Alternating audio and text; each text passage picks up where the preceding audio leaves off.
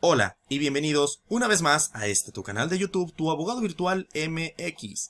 En este video hablaremos del conocido y llamado Plan C, que plantea implementar el gobierno actual de Andrés Manuel López Obrador y el cual va a continuar, pero ahora bajo el mando de Claudia Sheinbaum. Sin embargo, son del mismo partido, entonces va a continuar, ya se ha hecho del conocimiento público. Entonces, si estás viendo este video antes de que se plantee, antes de que se implemente, o durante la implementación o posterior a la implementación, te va a servir para información y que sepas qué fue lo que se implementó con este Plan C. ¿Qué es el Plan C? Vamos a platicar del famoso Plan C, que es un paquete de reformas a la Constitución y a las demás leyes por consecuencia, así como reglamentos aplicables a los tres poderes de gobierno. Has de saber que el sistema jurídico se plantea como una pirámide, en la cual en la punta se encuentra la Constitución, y por debajo de la Constitución las demás leyes federales, estatales, municipales y más abajo reformas u ordenamientos varios aplicables. Y a esto le conocemos en el sistema jurídico como pirámide de Kelsen. Lo mismo va a aplicar aquí. Al momento de que se hace la reforma sustancial a la Constitución, es decir, a la máxima ley que tiene el territorio mexicano, por consecuencia se tienen que reformar todas las demás que sean aplicables, las demás leyes, pero por debajo de la Constitución. ¿Por qué? Para que puedan trabajar de la mano la Constitución y las leyes y que no se vayan a anteponer, es decir, que no se contrapongan al momento de aplicarse. Por eso, si se reforma la Constitución, se tienen que reformar todas las demás leyes para que queden de la mano, que vayan hermanas gemelas, es decir, que vayan, que no se contrapongan al momento de que se aplique la Constitución con sus, como lo dije, por decirlo de alguna manera, hermanas gemelas, leyes y reglamentos que puedan aplicarse a la sociedad. Y esto va a aplicar para los tres poderes de gobierno: legislativo, ejecutivo y judicial. Los efectos serán reflejados obviamente en la administración social, es decir, para todos y cada uno de los individuos que conformamos la sociedad del territorio mexicano, y también en el aspecto económico, político y jurídico en todo el país. ¿Qué es el Plan C? ¿Cuáles son las reformas que plantean implementar el gobierno saliente y el gobierno entrante? Bien, estas son las siguientes. La extinción de los siguientes organismos, que se consideran autónomos porque no dependen de la influencia de ningún órgano externo.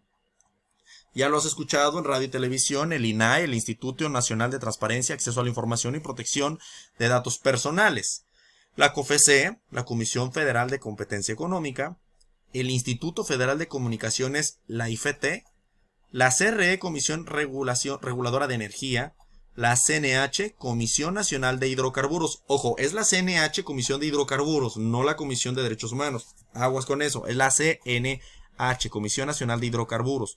Coneval, el Consejo Nacional de Evaluación de la Política de Desarrollo Social.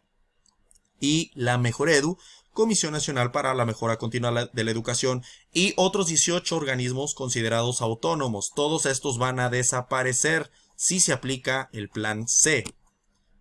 Bien, viene una parte muy sustancial y que va a afectarnos a todos también, que es la elección popular de los ministros de la Suprema Corte de Justicia de la Nación. Actualmente, los ministros que conforman la Suprema Corte de Justicia de la Nación no son elegidos de manera directa por la sociedad, sino son elegidos en diferentes formas, es decir, como actualmente se hacen en algunos otros cargos, a través de la recomendación, a través de la expertise de la materia, del conocimiento del tema, pero no de manera popular. En las recientes y últimas elecciones te habrás dado cuenta que cuando vas a votar como ciudadano mexicano, te ofrecen o te entregan unos papelitos, unas boletas, en la cual viene el nombre, viene el cargo al cual aspiran y viene la fotografía del aspirante para elegir. Tú puedes elegir a tu antojo y a tu deseo cualquiera de los funcionarios que se encuentran o de los futuros aspirantes que se encuentran establecidos, impresos en esas boletas. En la mayoría, cuando se hace el reconteo, quien tiene mayoría gana el cargo. Y de esta manera lo que se plantea es de que los ministros sean elegidos de manera popular, es decir, también que sean sometidos al voto de la población y que quienes consideren que son aptos para ocupar el cargo de ministros sean elegidos para este puesto. Es importante aclarar que si este plan se aplica en este tema, la elección popular sea popular precisamente, es decir, que sea elegida por la misma sociedad, por los miembros de la sociedad mexicana. Es decir, que no haya una injerencia, que no haya una influencia y que no haya intervención por parte de ninguno de los miembros de los tres poderes de gobierno, ni legislativo, ni ejecutivo, ni judicial. Si van a elegir la sociedad, que sea la propia sociedad la que proponga a los que van a elegir y que no sea influido por ninguno de los miembros de los tres poderes de gobierno, ya que entonces de haber una influencia por parte de alguno de los poderes de gobierno, estaría convirtiéndose en una invasión a las esferas de competencia de los tres poderes. El poder ejecutivo no puede influir en el ejecutivo, ni el ejecutivo en el judicial, ni el judicial en el ejecutivo. Trabajan de la mano, pero no debe de haber influencia. Esto es lo que se supone que debe de pasar. Entonces, mucho ojo con eso. Si va a haber esta modificación y va a haber una elección, que sea propuesto las personas a que ocupen el cargo de ministros, que sean propuestos por miembros de la sociedad, no por funcionarios de ninguno de los tres poderes de gobierno. Bien, está la reducción de 11 a 9 ministros de la Suprema Corte. Actualmente los ministros son 11, conformaría a ser 9. Si tú conoces o no conoces cuál es la función de un ministro de la Suprema Corte de Justicia de la Nación, aquí te lo explico en manera muy resumida. ¿Qué es un ministro de la Suprema Corte de Justicia de la Nación? Es aquel que se va a encargar de conocer, bajo el orden jurídico, los asuntos más relevantes y trascendentales que existen en el país.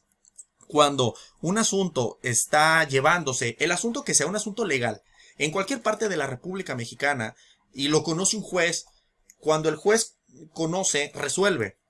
Cuando esta resolución que emitió ese juez no convence a las personas que intervienen en ese asunto, pasa a un orden más alto, que es un tribunal colegiado o un juzgado de distrito a través de un juez de distrito o un magistrado de un tribunal colegiado. Pero cuando este asunto es muy complicado de resolver para ellos por la trascendencia, por el interés público, por la afectación social o por lo complicado que es de resolverlo, este se pasa y se eleva hacia la Suprema Corte de Justicia de la Nación. Se manda el expediente para allá. Y en la Suprema Corte de Justicia de la Nación, los ministros resolverán por la complejidad del asunto o por cualquiera de las otras características o rasgos que ya te platiqué. Eso hace un ministro de la Suprema Corte. Por eso es importante que quien vaya a quedar o quien esté al cargo del puesto de ministro sea una persona de amplio margen de conocimiento y de amplia expertise. Que sea una persona que sepa, conozca y resuelva los asuntos de mayor complejidad a nivel nacional. 4. Sustitución del Consejo de la Judicatura por un órgano de administración judicial de disciplina independiente de la Suprema Corte de Justicia de la Nación. Es decir, que exista un órgano separado de la Suprema Corte de Justicia de la Nación que no tenga ninguna influencia y que pueda hacer la gestión que hace actualmente el Consejo de la Judicatura. El Consejo de la Judicatura es el órgano que regula la conducta de sus miembros de un sistema judicial federal. Entonces, al cambiar o al quitar el Consejo de la Judicatura y pones un órgano separado de la Suprema Corte de la Justicia, este órgano podrá decidir qué va a pasar con toda la administración de personal y de gestión del Poder Judicial Federal. Es decir, total y absoluto poder sobre todo el personal de todo el Poder Judicial Federal en todo el país. También existen consejos de la judicatura, pero en escalas estatales, pero esta reforma va encaminada a sustituir al Consejo de la Judicatura Federal. 5. Prohibición de la Suprema Corte de Justicia para suspender leyes con efectos generales. Esta parte es muy delicada. Actualmente, si una ley se aprueba en el Congreso, la Suprema Corte de Justicia de la Nación tiene la facultad para suspender su aplicación por violar los derechos de un grupo o de toda la sociedad. y de esta forma se inaplica, o conocida como una acción podría conocerse como la inconvencionalidad. No convence, no se puede aplicar a la sociedad. ¿Por qué? Porque afecta o vulnera derechos. Al momento de aplicarse este plan C, la Suprema Corte de Justicia de la Nación no podrá suspender la aplicación de una ley. La Suprema Corte solo se puede administrar en el marco legal.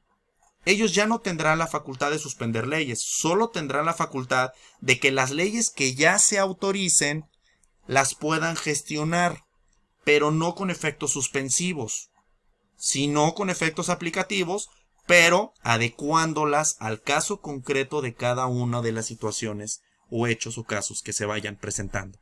Entonces, es muy compleja esta parte, es delicada, porque todas las leyes que se apliquen ya no tendrán filtros. Una ley autorizada en el Congreso ya no tendrá muros, ya no tendrá filtros y ya no tendrá contrapesos. Y la Suprema Corte de Justicia solo podrá regular la aplicación de esa ley, no suspenderla. Por lo tanto, los mexicanos deberemos acatar la ley que, a criterio de todo el Congreso, que en esta ocasión se pintó de un solo color, deberán aplicar. Entonces deberemos acatar esas órdenes. Y si un ciudadano, si una persona se siente afectada por esa ley, podrán acudir a las instancias para que en el caso concreto se regule. No que no se aplique, que se regule. Solo eso. No podrá la Suprema Corte tener efectos suspensivos en las leyes. Entonces es muy delicado este punto, porque va a afectar a toda la aplicación y creación de futuras leyes en el país, para todo el territorio nacional y para cada uno de los mexicanos. ¿Por qué para cada uno de los mexicanos? Porque estamos hablando de las leyes generales, no de leyes particulares, solo leyes generales, las que tienen un efecto heteroaplicativo para toda la sociedad. Punto número 6. Plazos máximos de medio año para resolver asuntos fiscales y máximo de un año para resolver asuntos penales. Actualmente los asuntos fiscales y los asuntos penales, quienes lamentablemente han sido afectados por vamos a poner como ejemplo el asunto penal, quien lamentablemente, lastimosamente ha sido afectado por la inseguridad de nuestro país, acuden a las instancias jurídicas para que puedan resolver y para que les puedan brindar justicia. Ciertamente, el sistema judicial no ha satisfecho las necesidades de nuestros ciudadanos en todo el país. El sistema penal tiene un límite de 2 años para que se resuelva cada uno de los asuntos. Si tú estás lamentablemente afectado y envuelto en un sistema jurídico penal, te podrás dar cuenta que a veces se tardan más de 2 años. ¿Por qué se tardan más de 2 años los asuntos?